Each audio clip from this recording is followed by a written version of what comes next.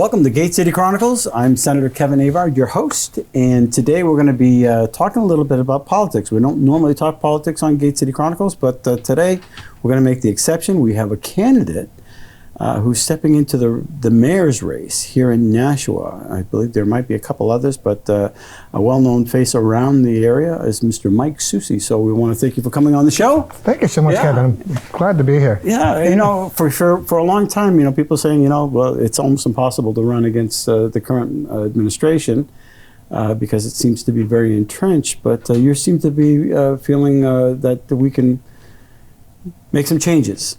Yeah, I do. You know, I mean, we go back to the 1980s, right? Mm-hmm. And Mayor Donchis was mayor for 8 years. He had 2 terms back there.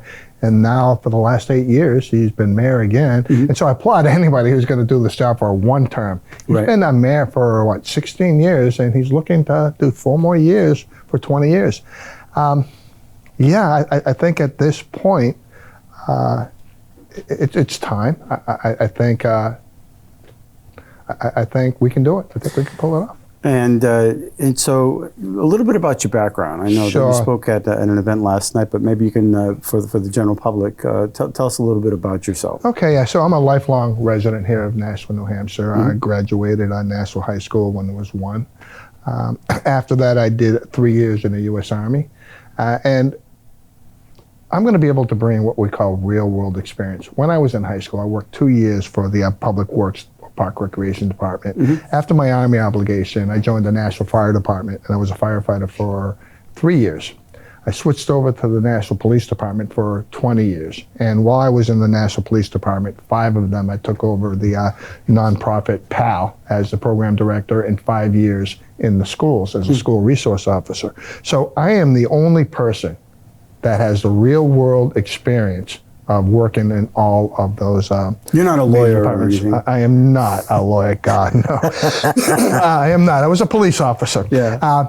And then I bring the political experience of, I had run for fire commissioner, and I did 4 years as the fire commissioner, which gave us oversight of the fire department. And at that period, that's when I learned how to budget a department. I want to camp out there for a second because years ago, when I was a city councilor, I really depended upon, years ago up in the Franklin area, the fire chief to help me with the budgeting. People don't realize what type of role you play in that. No, I mean, so you have the fire chief and their crew are going to actually put the budget together, but you're going to have oversight as the commissioner. You're going to look, and then there are going to be a lot of discussions where cuts can be made, where we can make improvements. After I did the 4 years on the fire commission, I wanted a little bit more. So I ran for the Ward 5 alderman, and that's in the southwest quadrant of Nashua. Right, West Hollow Street. Yeah, and I did 2 years as the alderman. And then I ran for county commissioner. And I was very successful, and I was the county commissioner last term. I just got reelected, so I'm in my 3rd year of being the county commissioner with 1.5 years left. County government's very unique, and it's very different than city government. I've learned that. But again, you know, I've got the legislative experience of being an alderman, and now have the executive experience of being the executive of the county of Hillsborough County. So I bring a lot to the table. But I want to, before we camp out any place again, before we go camping again, I need to kill the elephant in the room, the big elephant. People believe mistakenly that because I worked in the schools, because I worked for the police department, because I worked for the fire department, that I am the union candidate and that I'll be taking care of all of my friends there. Well, first of all, I'd like to say I'm well over almost 15 years removed from the police and almost 30-something years from the fire. But I believe that we do have to take care of our union employees, but we have to find balance, right? And I just got out of a meeting just a little while ago with Chief Rourke, and we're talking about the expenses of training a national police officer. And a national police officer is going to go through weeks of training prior to going to the academy. You're looking at 2 weeks of firearms training, then they're going to go to a 16-week fire academy, then they're going to do another 12 weeks of FTO training. It's almost a half a year paying an officer. You're going to, I don't know what the exact number is, but it's going to be quite high that we've invested in this officer. And now, do we want this investment to walk away because Manchester or Portsmouth or other benefits are over here and we're over here. We can't afford to do that. So to find that balance, I'm okay if there's an agreement made between the Fire Commission and the unions to have what I would call market equity, that we can be at least equal to the best departments in the state. But we can't go here. We can't, because it's not fair to the taxpayer either. We don't want everybody chasing Nashua, but we want to make sure that we're bringing in people from other departments, certified officers, that we're taking people and the other communities aren't taking our talent. Yeah, when we were discussing the budget, that was one of the issues that for years, we've addressed the issues with the Group 2, and Group 1's been kind of neglected, and Group 1's 41,000 individuals, and so we bumped up their salary for the very reason that we don't want to lose them to mass or because there's a lot of institutional knowledge there. And that's very important. And so we gave them just to keep up with inflation, just so they're not drowning. And then with Group 2, we did bump that up. We last year we gave them like 42 million. We bumped it up a little bit, but something to do with the there's a commission to address certain figures for the future. But you got to be fair to the taxpayers. Absolutely. And I think one of the things, I think the Republican Party really needs to, take a deep breath and start listening to having a conversation, all right, with the unions. Because if you're just going to shut off the conversations because you're a union, well, then they've got no place to go other than the other party. And that's not fair, because there are a lot of individuals in the unions that do identify with a lot of the Republican values. But if you're just going to shut off any kind of conversation, you're not doing yourself any favor. And that's one of the things, learning in the Senate, you've got to keep the door open for a conversation. And and I want to be clear on this. Okay, I was an independent for many years. I became a Republican to run for a county commissioner. I am what you would call a pragmatic, moderate Republican. You're a little bit more to the right, which is great.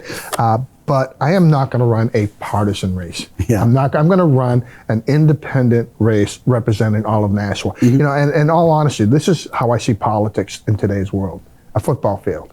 And we've got friends on the left who are on their 5-yard line trying to score a full nanny state touchdown or whatever. And then we've got friends, in my perception, on the right who want nothing to do with the common good. They're just looking for individual liberty rights and least amount of taxes and don't provide services or whatever. And they're out there on their 5-yard line screaming bumper sticker slogans at each other. And nothing's getting done. Americans don't live there. We live between the 40s. So you can call yourself a Democrat or a Republican, a little left of center, a little right of center. But if you're between the 40s, guess what? We can talk, we can get things done, and we can work things out. This is what people want. They don't want the extremism that we're seeing on either side at this point. So I'm going to represent everybody and not even discuss party politics at this point. And moving on a different area. So what are you hearing from the public? What are some of the things that says, hey, look, I need somebody to represent me? Property taxes. Taxes. So, and one of the things we're looking at, and Mayor Gonchas is right. They did the assessment, and property values, residential property values, went up quite a bit, right? And business values went down.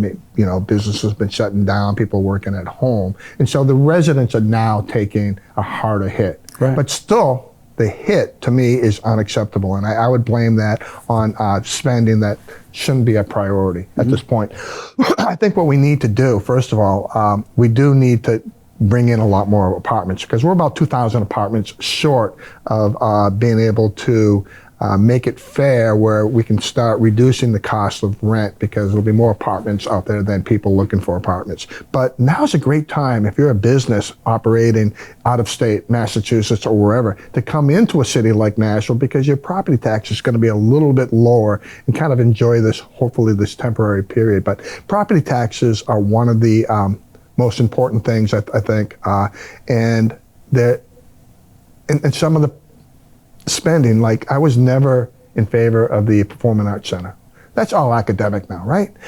It's there, okay? But Yeah, let me ask you a question about that. I haven't been there yet, but you know, we're hearing different figures, 21 million, 30 million, whatever.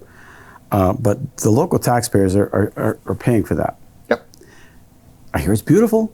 Yep. Wonderful. But should the local taxpayers get in free? Because they're the ones who are paying for it. Yeah, and I mean, some of these tickets are like, hello? yeah. Who's profiting from that? Well, so that's a good question. Who's profiting and who's paying the taxes on that building? Because if we own the building, from what I've heard, and I've got to research more, and I have a research team out there, so I don't want to really go into depth on things that I'm not 100% sure of, but I believe we may be paying taxes on that building, and I don't think the income is coming to the city of Nashua either. But my biggest issue with the PAC is the way it was done. You remember the legislation? I think they said they had to raise like $4.5 million before they would start work, okay? Money wasn't coming in. They brought in a private fundraising company. And then if you went to a Board of Aldermen's meeting, you asked, well, how much did we raise? Oh, we can't tell you. What do you mean you can't tell us? Well, if we told you how much money was there, it would scare away investors. Really? That's telling me that we didn't bring in nearly enough money. They were not transparent. And I'm going to tell you, I have 3 non-negotiable principles in my campaign. Transparency, number 1. If we're doing something wrong, we'll show it. Okay. Number 2, constituent respect. I don't think this administration has been respectful to the constituents, and I mean by putting up barriers when, to me, I think 80% don't want the barriers on Main Street. The vote no thing on the police commission, very obvious that most people didn't want a city takeover of our police commission, and we proved that point by beating Mayor Donchis in the city 2-1 and that vote no thing. What about the tax cap? And we had my last negotiable thing. We said respect, transparency, and fiscal conservative. Okay. The tax cap, I'm not hearing anything about that anymore. Okay. You know, about a tax cap. But I'll say this: I'm not Spending cap. spending cap. Yeah. I would love year 1 to actually go in there and have what we'd call a level funded budget, you know, and how do we get there? Well, we got to bring in a very, very good team to look at, you know, the spending habits and where we're spending and where we don't have to spend. You know, like the barriers. Do you know why those barriers are there? Well, I think they put them there for the COVID thing or something. But to me, why are they still there? You're a fire. You got fire. Yeah. That's a bottleneck. Yes. You get an emergency. Okay. That's to me. Why are they so insistent on putting those barriers up there? Well, thank you for having me in this show because I know. So those barriers did go up for COVID. Right. I think for a 2-year period. And then they went up and I saw the new legislation where they wanted to have the barriers up for another 3 years. And they wrote because of COVID. Really? So COVID's only a problem 300 yards on Main Street, but no place else. Okay, that was deception and a wrong reason. So they changed the legislation on that. For, you know, downtown, it brings in development, it brings in a healthy downtown. Well, you brought up a good point, okay, about the safety. But the real reason is, look at the Imagine Nashua master plan. If you go to page 70 and 71, and they talk about the Main Street and the Main Street redevelopment, okay?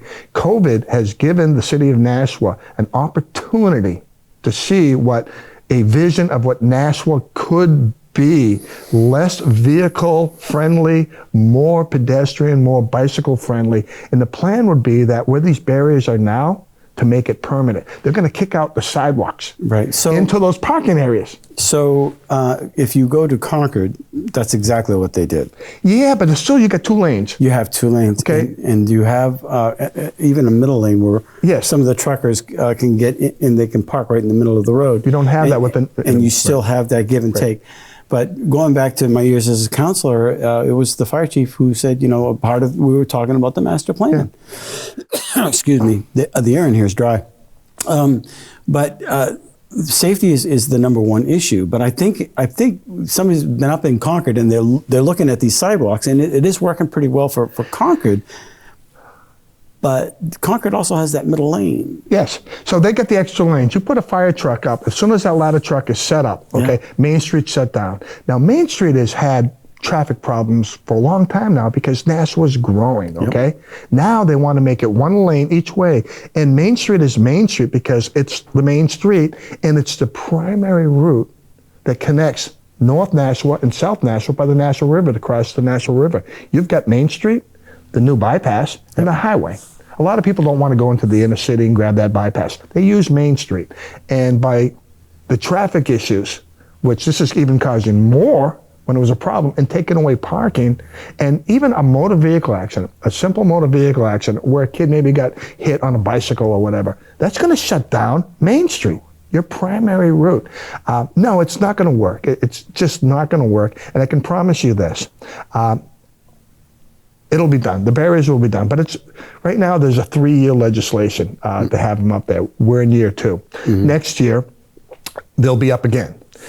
I'm not sure how I can prevent that, to be honest. I think the cleanest way, because the legislation is there, is to make the Board of Aldermen really, really aware of how people really feel and that they can repeal that legislation. Mm-hmm. If not, I've got to check with legal and see if I have any other leverage of making that go away. If I don't, then maybe we're stuck with it for 1 more year, but then it's done, because there's no way, and look at me, Nash, I'm telling you right now, there's no way that I'm going to allow those sidewalks kicked out, okay, and to cause the safety issues that you're concerned about, cause the traffic issues that we're concerned about. Now, I made a comment on the National Telegraph about trying to make Main Street like Denmark. Well, maybe I shouldn't have used those words, but I meant more of like a European style village where out in Europe, they have better public transportation. They have a lot of bicycle pedestrian-friendly areas. That is not going to work here in Nashua for the reasons that I've stated. So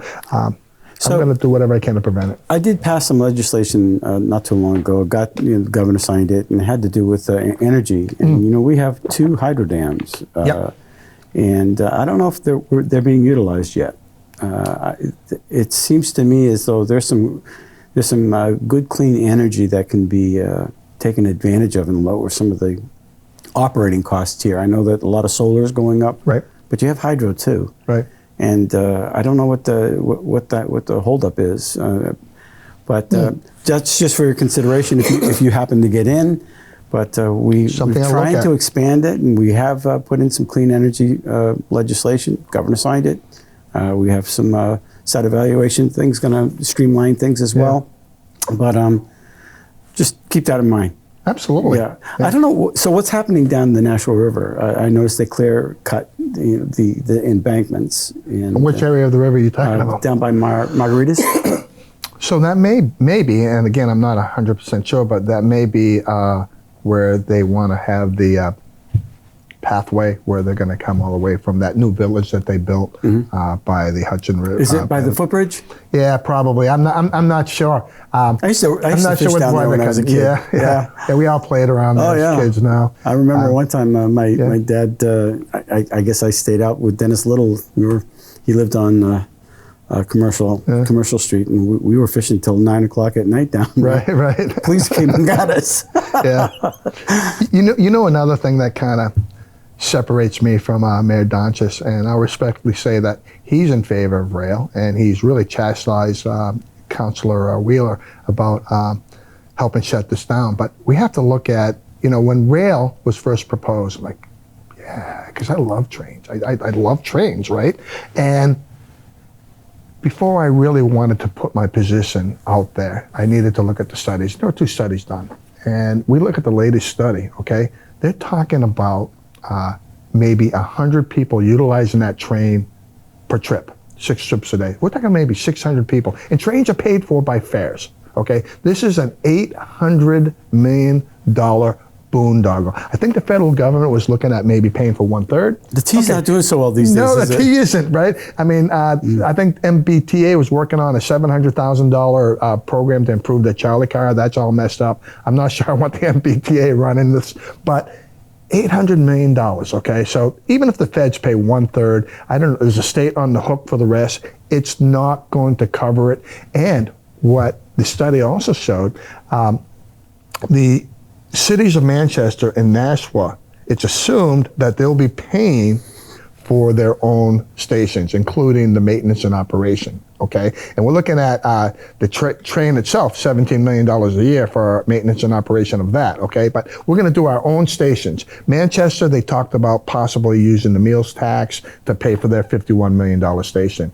Our station is proposed at $31 million. By the end of the show, it'll probably be 33, but $31 million, and you know how they wanna pay for that? Property tax. Stop. Yeah. Stop. You're pricing people out of Nashua. Yep. Is what you're doing, especially the people that are on fixed incomes. Right. There's a lot of people that are on fixed incomes, and they're hurting the most right now. Yes. They're not getting a pay raise. No, and you talk about, our valued elderly citizens, okay? So maybe they went on Social Security at age 65, okay, 10 years ago. They're now 75. They haven't seen a real increase in their wages. A little bit, but nothing. Yeah, not a real, but a little bit, of course. But their property taxes is far accelerated what they're making. And now they're being taxed on a very high property, and they have a low income. I'd rather see them taxed on their low income than their property, to be honest. And they're being taxed out of their homes. Is that fair? No. No, it's not. It's not. No, and I think that's a real concern. You talked about obviously the property taxes. The transparency is a huge issue that I'm getting barraged with, FOIA requests all the time. Yep. People are just, CCing me on them. Excuse me, because it seems as though this administration doesn't feel the need to communicate in a manner that's, and if you speak up a little bit too much, then now you're a problem citizen. Right. And that shouldn't be. There really needs to be a great deal of transparency. And I know for a fact that when I get the requests, there's nothing I can do about it other than like right here. Right. I can't push a string, and then you have to go through legal, and of course the mayor's illegal, so he knows his way around it, and most average citizens don't. Right. And so that in itself is a real big reason why people are clamoring for change. I hear that all the time, and I'll tell you, I can promise the citizens of Nashua through my non-negotiable principles of transparency and citizen respect that if somebody comes in and they're looking for something, they'll get it as long as we can legally provide it. Mm-hmm. But we'll give them as much as they can and not have them jump through hoops and everything. We'll give it. And you know what? If I did something wrong as mayor or my administration, if something was done poorly, could have been done better, and they're looking, fine. Yeah. We'll own it. Right. We will own it. Yeah. And I think that's the important thing. Right. As far as now working with the alderman, how's that going to work? You know what? I've got some good friends. Okay. And granted, I said I don't want to make it a partisan thing, Right. but I've got most of them are obviously in the other party, but I really, really get along with them. And even our state reps here in Nashua, there are 27 of them, and we've worked very, very closely with them when it came to the county budget. And on the county budget, they've supported. The national delegation has supported what we did. And I know we haven't got much time left, but I want to talk about the budget if I can. Sure. Because Mayor Donchis is going to go out, and well, he's been out there now saying that we asked for a 22% tax increase at the county level. I think it was 20%. So yes, I'm guilty. I may have asked for a 20% tax increase. 20% of a nickel is a penny. Okay? It's different at county tax. We have a problem with our county budget. Let's just say every year we've been using what we call fund balance, money that we have on the side to balance our operational budget, okay? Mm-hmm. So if you take $10 million, okay, and you put it into your operational budget because you've cut everything else, next year you need $10 million just to stay level funded to put back in there, right?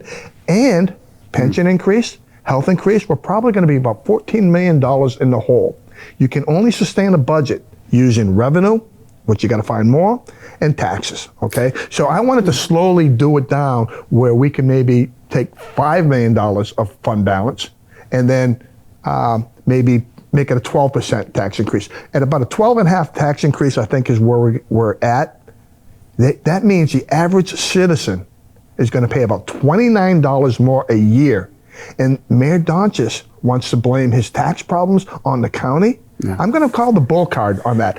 Yeah, so let me ask you, just for you got a minute and a half or so, but what does the county do? I don't think the public do not know. They don't Do I have to tell them? No, yes, you really, do. I do. Because so county government's very important.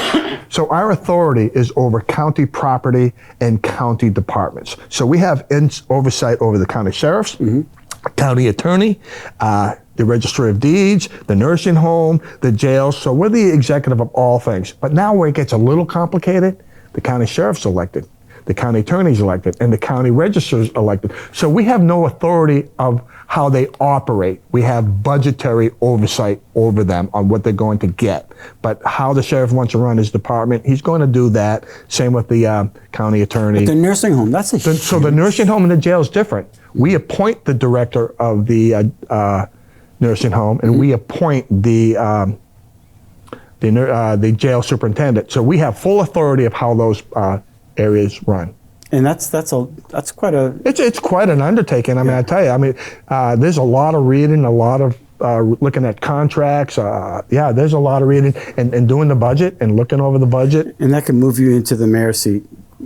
Yes, it can. That is good training. Let me just say this. Into the mayor's.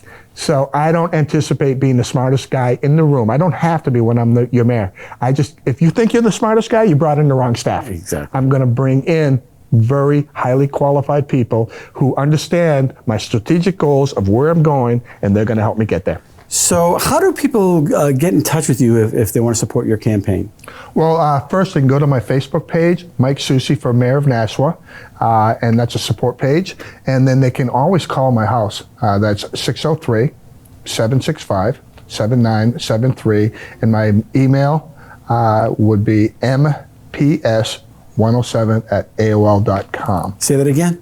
mps107@aol.com. All right. Mike, I really appreciate you coming on the show. Thank you so much. And good luck. I enjoyed it. And thank you for watching Gate City Chronicles. If you have any questions, contact the candidate, and we hope that you'll be engaged. And I really appreciate you coming on the show. Okay. Thank you so much. Take care. Bye.